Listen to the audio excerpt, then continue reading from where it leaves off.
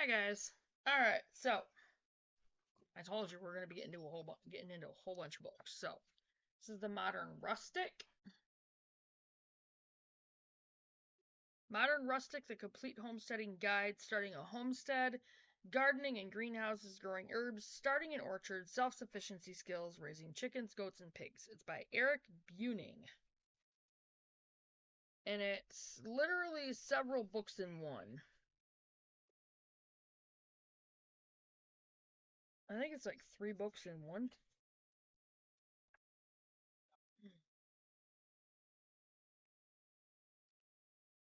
Book 1, starting a homestead.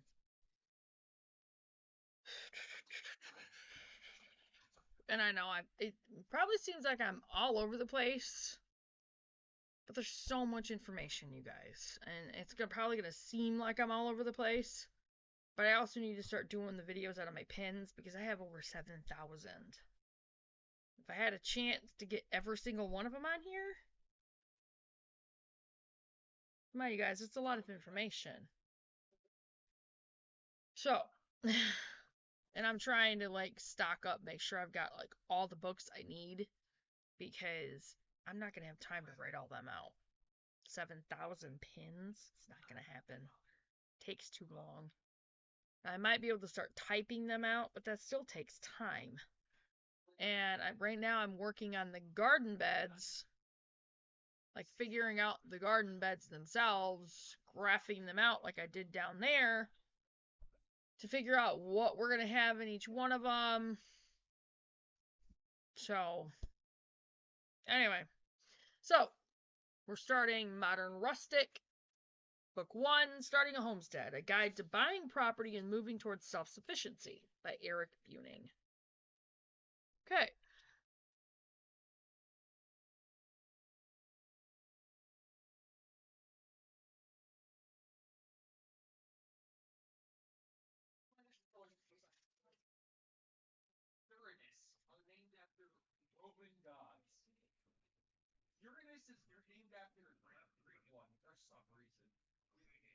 Okay.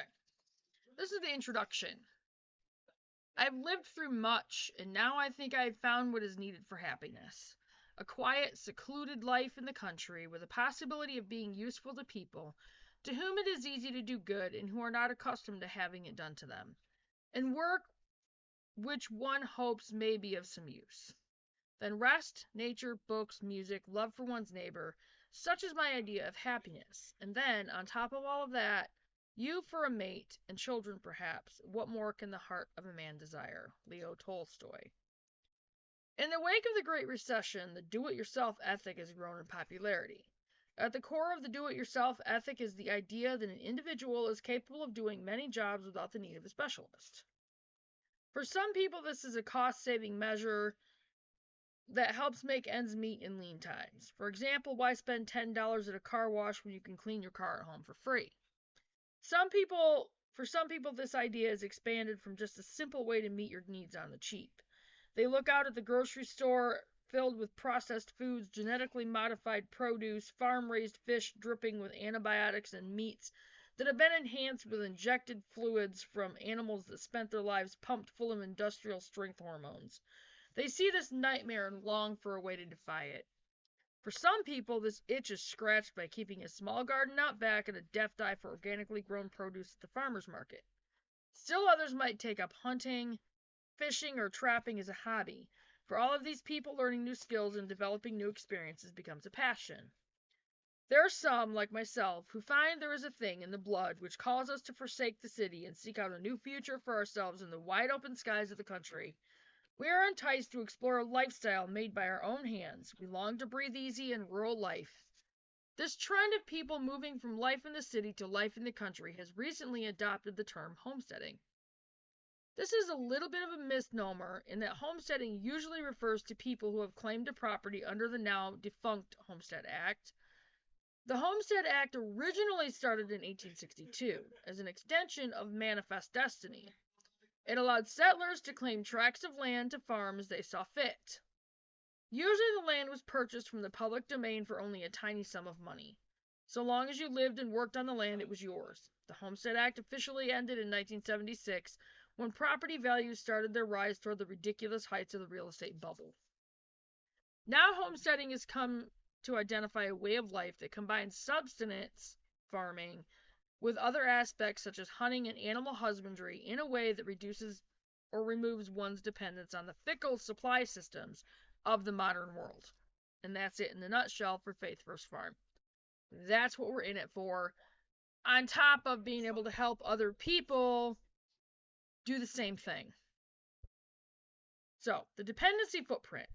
There are a lot of news and science programs on TV that talk about how each of us has a carbon footprint.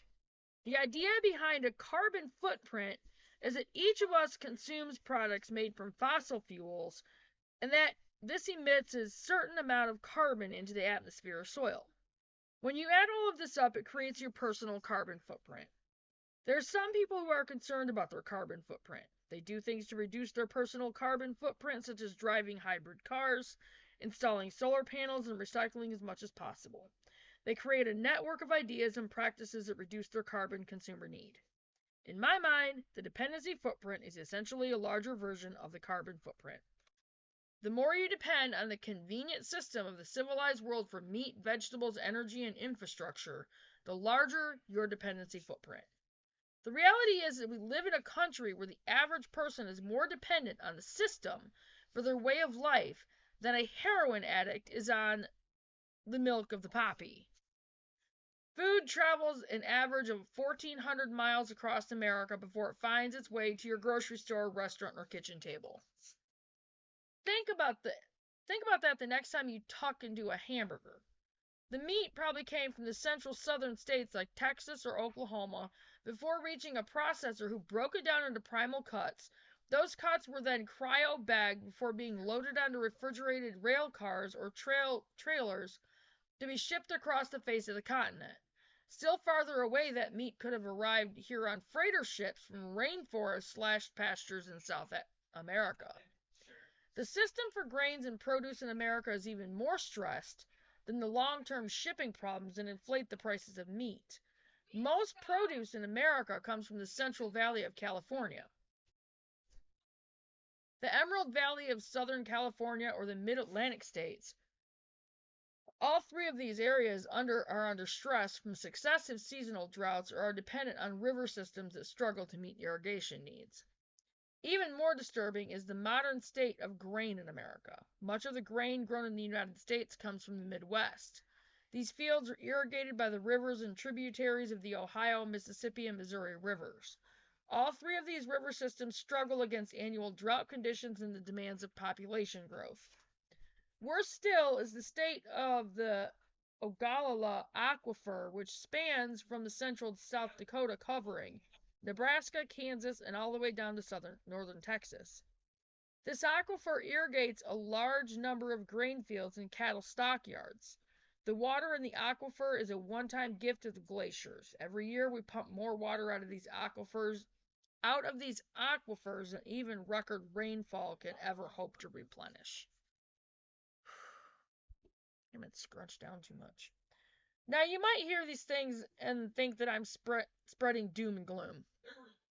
You might think that any minute now I'll put on a tinfoil hat, stock up my basement with ramen noodles, and load up my Burt Gummer arsenal to prepare for the inevitable zombie apocalypse. No. Don't get me wrong. I'm not trying to paint a picture of a world where you wake up tomorrow and find the streets full of the undead wandering around carrying overpriced cans of Spam and sacks of half-rotten peaches as it scour the barren earth. The bottom line reality is that before World War II and the Great Depression, we were a nation that fed itself largely through localized agriculture.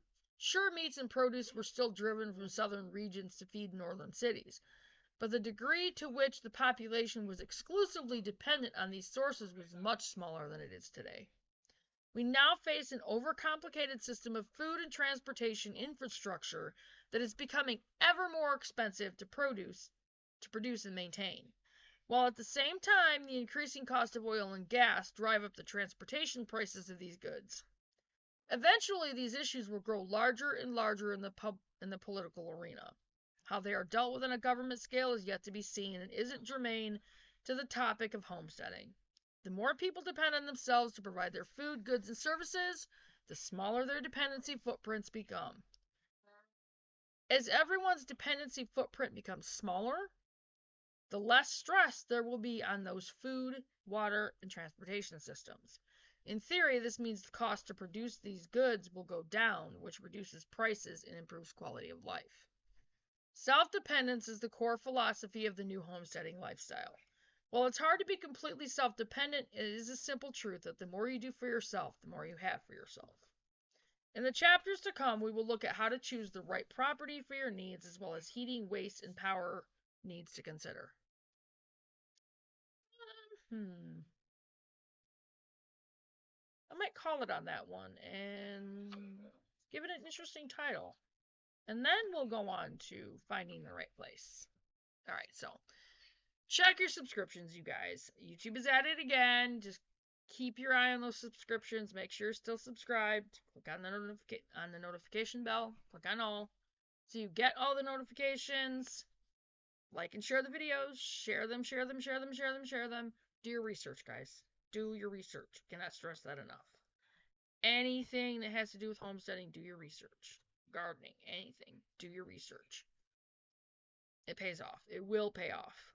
So, I'm going to get off from here. I will get this uploaded, and I will see you guys in a little bit on the next video. Bye, guys.